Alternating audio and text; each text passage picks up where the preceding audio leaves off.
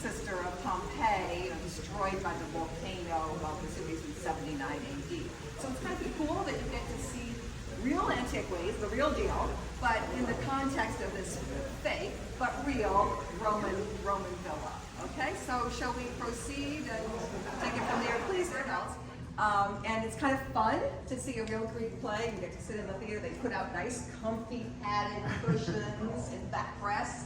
And here's your stage. So it's kind of very dramatic to see a Greek play in this context. And it's in the evenings, so it's nice to be here then.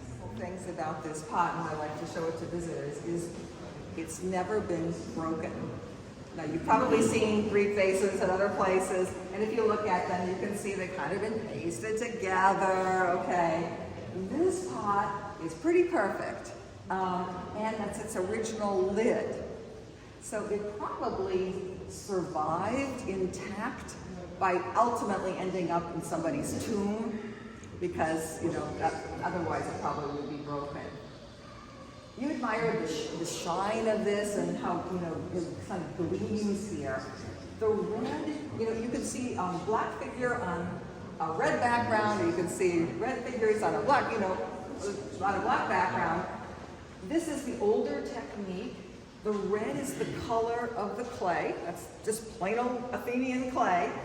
And the black is a kind of loose clay, or a slip, they call it. And then the pot is fired 3 times.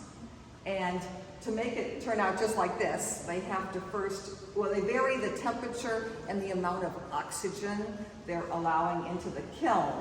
So first it'll turn all red, then it'll turn all black, and then if you do it just right, it's going to end up red and black, just like you had intended in the first place.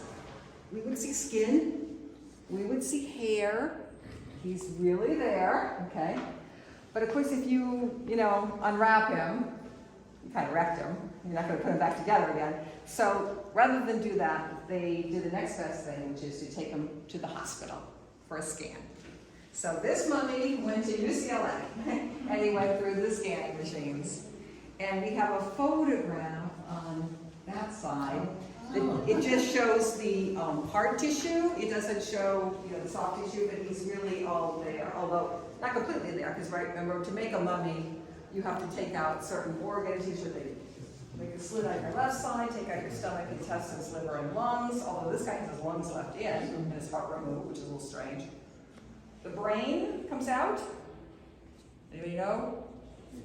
Through the nose, right? Really gross. Stick something up your nose, scrape it out, swirl it out, right? Liquefy it.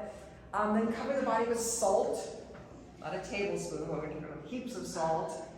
Leave you like that for 30, 40 days, because you've got to dry out, right, to preserve them.